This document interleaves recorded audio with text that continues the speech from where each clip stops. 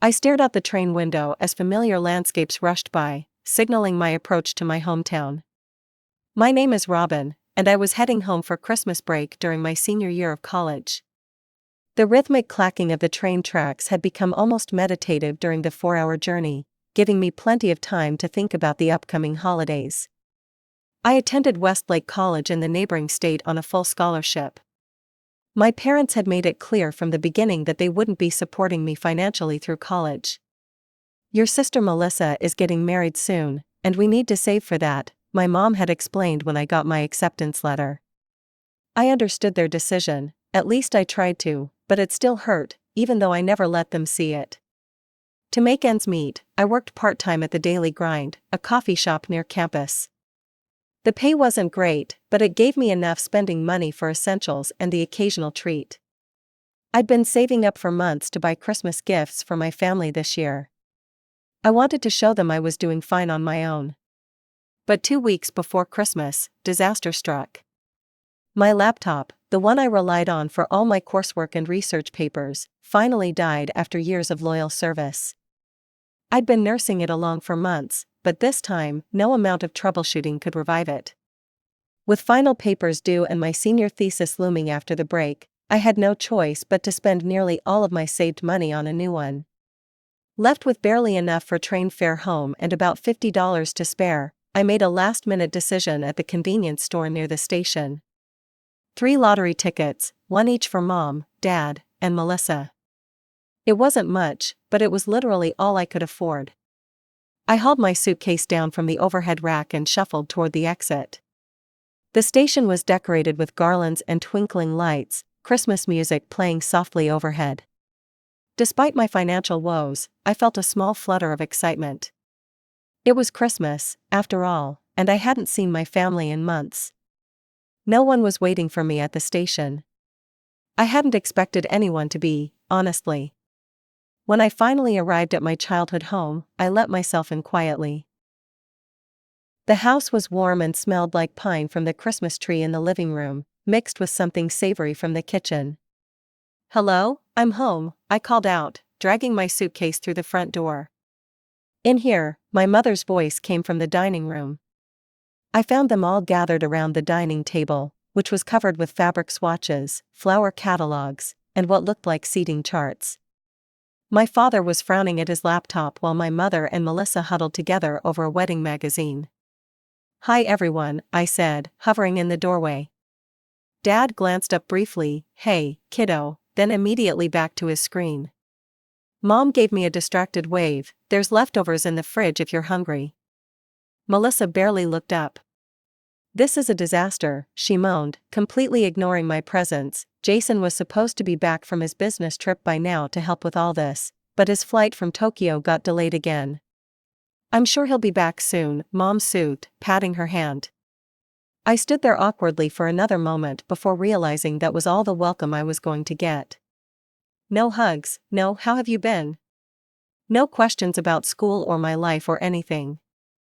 "I'll just take my stuff upstairs," I said, though I wasn't sure anyone was listening. My room looked exactly as I'd left it at the end of summer, neat, impersonal, and slightly dusty. Unlike Melissa's room, which Mom kept pristine even though my sister had moved out 3 years ago, mine had the feeling of a guest room that happened to contain some of my old belongings. I unpacked slowly, listening to the muffled sounds of conversation downstairs. When I finished, I sat on the edge of my bed and took out the 3 lottery tickets from my wallet, looking at them with a mixture of embarrassment and resignation. They really were all I had to give. Christmas Eve arrived with a flurry of activity. Mom spent the day cooking, Dad was tasked with last-minute grocery runs, and Melissa alternated between checking her phone for updates from Jason and complaining loudly about his absence. He promised he'd be back for Christmas, she whined for possibly the 20th time as I helped Mom in the kitchen. What kind of fiancé misses Christmas with his future in-laws? One whose flight got cancelled due to weather, I pointed out reasonably, it's not like he planned it. She shot me a venomous look, you wouldn't understand. You've never even had a serious boyfriend. I bit my tongue and focused on mashing the potatoes, reminding myself that it was just a few more days before I could return to my dorm room and the blessed peace of campus during winter break. As evening approached, we all changed into nicer clothes for dinner. I put on a simple green dress I'd found on clearance last year, while Melissa emerged in a designer outfit that probably cost more than 3 months of my coffee shop wages. The Christmas Eve dinner was admittedly delicious. Mom had outdone herself with a roast, all the trimmings, and her famous apple pie for dessert. For a little while, as we ate and Dad told his old workplace stories, it almost felt normal. Almost felt like I belonged. "Let's open presents," Mom announced after we finished dessert. Dad went to fetch the gifts from under the tree while Melissa pulled out her smartphone. "I'm recording this for Jason," she explained. "He wanted to see what he's missing." My stomach nodded as Dad handed out the beautifully wrapped packages. I had nothing to put under the tree except those lottery tickets, still tucked away in my purse. "You first, Robin," Dad said, handing me a small, lightweight package wrapped in shiny silver paper. I carefully unwrapped it to find a simple beige sweater. The price tag was still partially attached, showing it had been marked down 70% in a post-Thanksgiving sale. Melissa snickered, still filming. "Now open mine." Her gift was a coffee mug that said "World's Okayest Sister." I managed another smile. "Thanks, Mel." Then came the moment I'd been dreading. All eyes turned to me. Do you have anything for us, Robin?" Mom asked, her tone making it clear she expected something substantial. I swallowed hard and reached for my purse. "I do, but it's not much. I had to buy a new laptop right before break because my old one died, and it took almost all my savings." Melissa rolled her eyes dramatically, making sure the camera caught her reaction. I cleared my throat and pulled out the small envelope containing the tickets. "These are lottery tickets, one for each of you. I know it's not much, but maybe you'll get lucky." My voice sounded small even to my own ears. Dad took the envelope and peered inside with a frown. Mom's smile faltered, then disappeared entirely. "Lottery tickets?" Melissa's voice dripped with contempt as she zoomed in with her phone. "God, what a beggar gift. This is so going on my story later." Mom didn't even look at the tickets. She just handed the envelope to Melissa with a disappointed headshake. "Speaking of gifts," Dad said loudly, clearly eager to move past my pathetic offering, "we have something special for you, Melissa." Mom pulled out a small box wrapped in gold paper with an elaborate bow. Melissa lowered her phone just enough to accept it, then resumed filming as she opened it. Inside was a key ring with a single key attached. "What's this?" she asked. Mom and Dad exchanged excited glances. "It's the key to the Maple Street apartment," Dad announced proudly. "We've decided to give it to you and Jason as a wedding present." The Maple Street apartment was a property my parents had owned and rented out for years. It was in an upscale neighborhood and worth at least $300,000. Melissa launched herself at our parents, hugging them frantically while still somehow keeping her phone recording. "I can't believe it, I'm the daughter of the most generous parents ever. This is the best Christmas gift in the history of gifts." I sat frozen. The contrast couldn't have been more stark, a $300,000 apartment versus my sweater. After the excitement died down, Dad picked up the lottery tickets from where Melissa had tossed them on the coffee table. "Here," he said, holding them out to me. "We don't want these, you might as well keep them." Melissa snorted, still filming everything. "This is gold, I'm definitely posting this later. Sister gives lottery tickets for Christmas, gets owned by parents, it'll be a hit." I took the tickets with trembling hands. Something inside me broke at that moment. I'd spent months working extra shifts to save up for gifts, only to have my emergency expense thrown in my face. I'd been treated like an afterthought since the moment I arrived, and now this humiliation, all captured on Melissa's phone for her social media followers to laugh at. "Excuse me," I whispered, rising from my seat. No one protested as I walked upstairs to my room. I didn't cry, I was beyond tears. Instead, I methodically packed my suitcase, gathering every personal item I had in the house.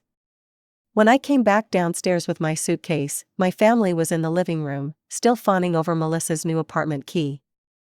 They barely glanced my way as I headed for the door.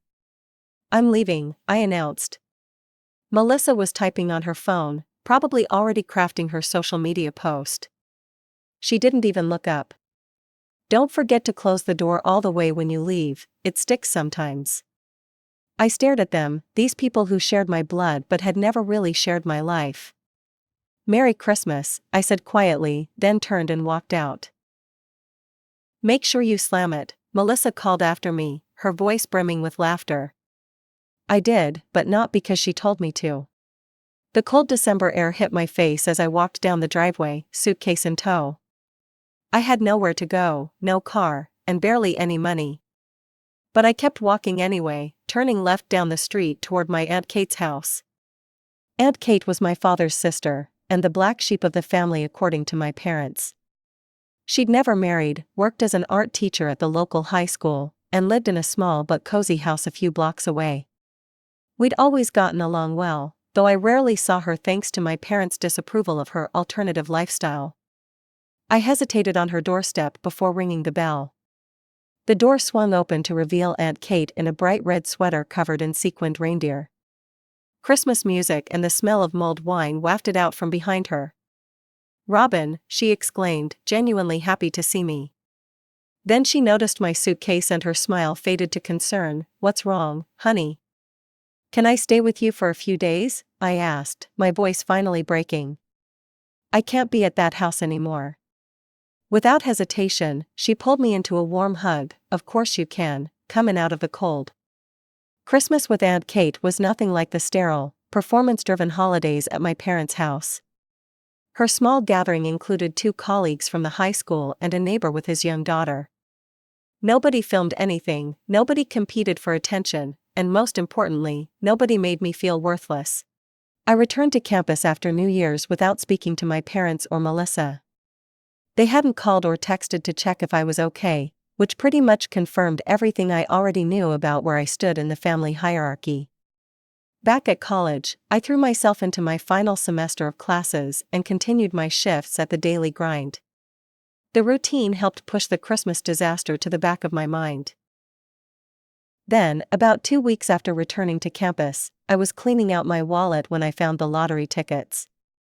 "Might as well check these," I muttered to myself, pulling up the lottery website on my new laptop. I entered the numbers from the first ticket, nothing. Second ticket, nothing. Third ticket, I typed in the numbers mechanically. The screen flashed, "Congratulations, you are a winner." I blinked, sure I was seeing things. But the message remained, along with an instruction to contact the lottery office immediately. "This can't be right," I whispered, checking the numbers again. Every single one matched. I stared at my screen in shock. $5 million. The ticket I'd bought for my father, the one he'd rejected and handed back to me with contempt, was worth $5 million. My first instinct was to scream, to call someone, to celebrate. But then caution kicked in. I'd read enough stories about lottery winners whose lives were ruined by sudden wealth. And I knew exactly what would happen if my family found out. Instead of screaming, I took a deep breath and started researching what to do next.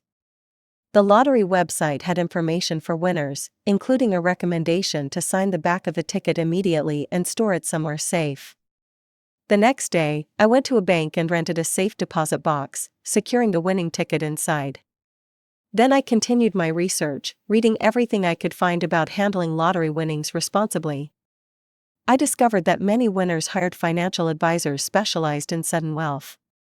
One name kept coming up in positive reviews, Elaine Mercer, a financial consultant who had helped several lottery winners manage their newfound fortune.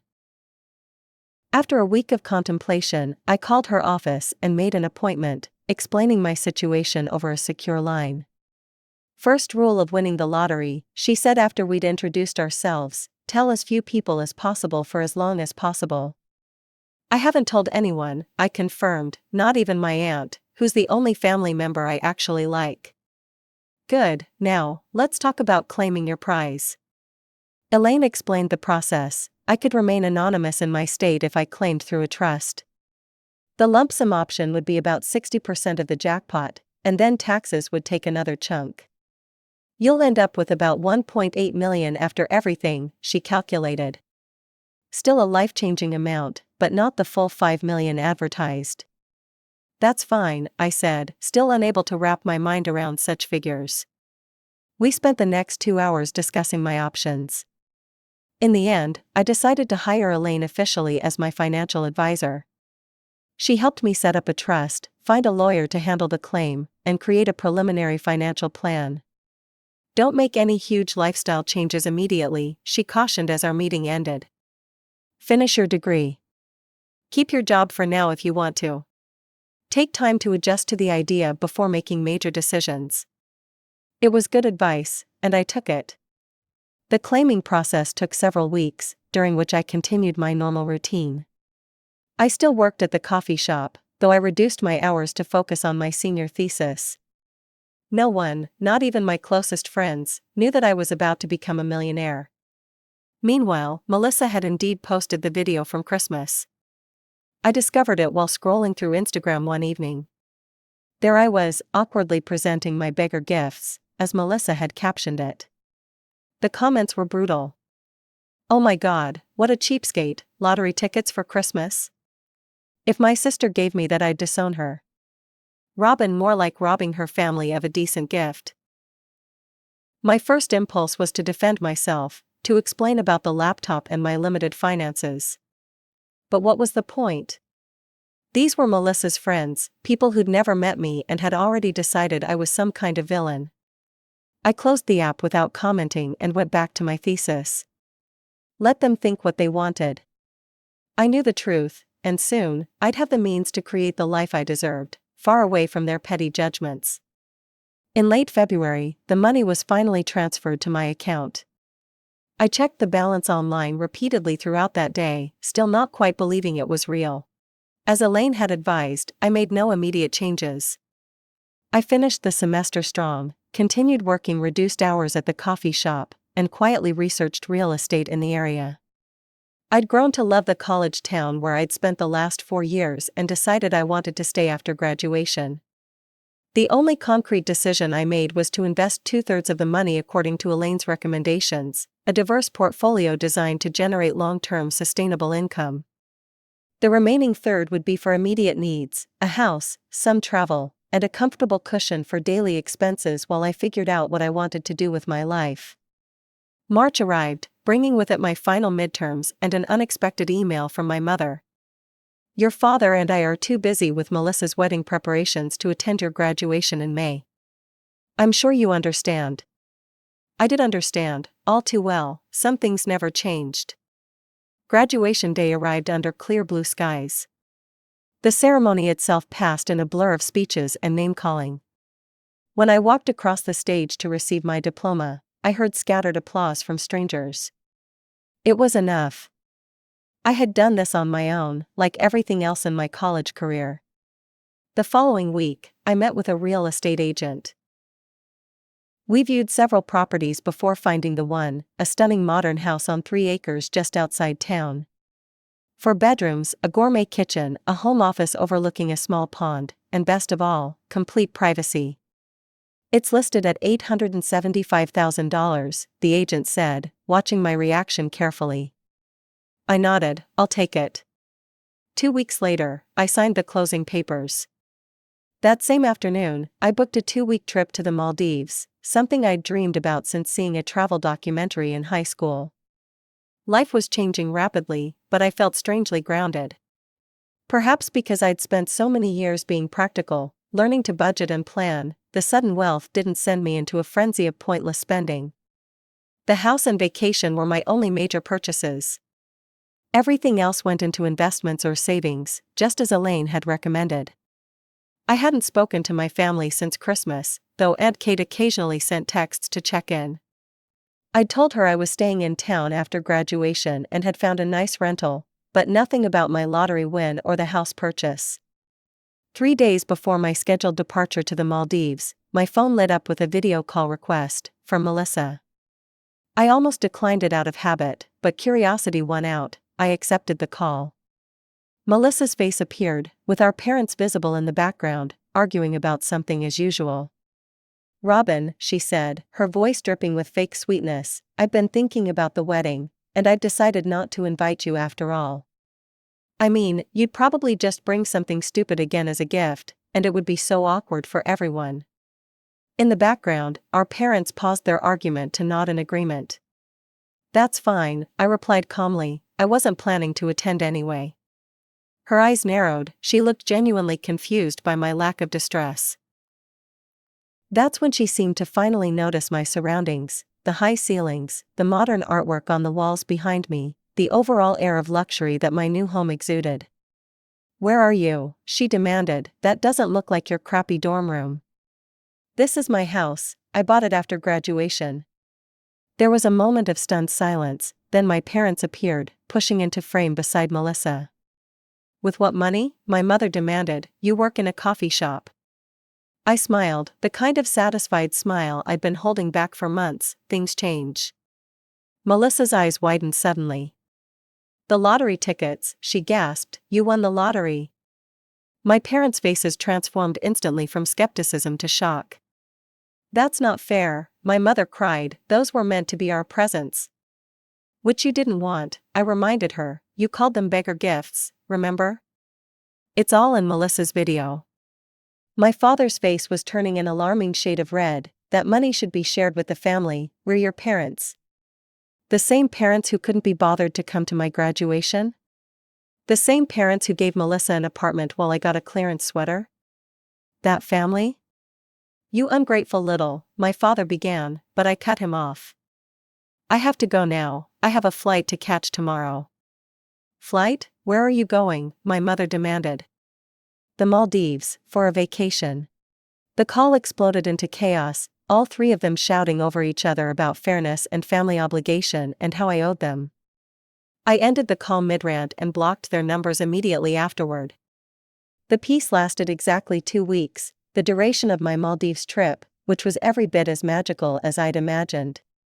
The day after I returned, I received an email from someone claiming to be my parents' lawyer, suggesting we resolve this matter amicably. I forwarded it to Elaine, who connected me with a top-notch attorney specializing in lottery cases. We arranged a meeting with my family and their lawyer at his office. I arrived with both Elaine and my attorney, Marcus. My parents and Melissa were already there, alongside a serious man in a formal suit. Let's cut to the chase, Marcus began after introductions. My client has no legal obligation to share her lottery winnings with her family. Those tickets were our Christmas gifts, my father insisted, she only had them because we rejected them. Exactly, Marcus replied smoothly, you rejected them, making them Ms. Wallace's property. How much did she win? The family lawyer asked. The jackpot was $5 million, Marcus stated. After taxes and fees, approximately $1.8 million. My parents and Melissa gasped in unison. But, Marcus continued, I believe we have further evidence of the gift transfer. He turned to me, Ms. Wallace? I pulled out my phone and opened Instagram, navigating to Melissa's account and the infamous Christmas video. I passed it to the family's lawyer. He watched in silence, his expression growing increasingly uncomfortable as he saw my parents explicitly rejecting the tickets and Melissa mocking my beggar gifts. When the video ended, he cleared his throat awkwardly, Mr. and Mrs. Wallace, this complicates things. We need that money, my mother cried, Melissa's wedding has put us in debt. We need at least $200,000 to cover the loans we took out. Without a word, I stood and walked out of the office. Behind me, I heard my mother's wails and my father's threats, but they sounded distant, like they belonged to someone else's life. I returned home and completely stopped all communication with my family. Through Aunt Kate, I learned that Melissa's wedding did take place as planned. She also told me that my parents spent the entire reception complaining to everyone about my greed and how I'd abandoned the family when they needed me most. Even though I don't need to work with my lottery winnings, I got a job at a local publishing house. I wanted something meaningful to fill my days. I never wanted to be someone who just stays at home counting money. The work is creative and fulfilling, and my colleagues have no idea about my financial situation. The lottery win didn't change who I am. It just gave me the means to build the life I always deserved, one filled with respect, purpose, and genuine connections. And as for my arrogant family, I've forgotten about them, just as they spent years forgetting about me.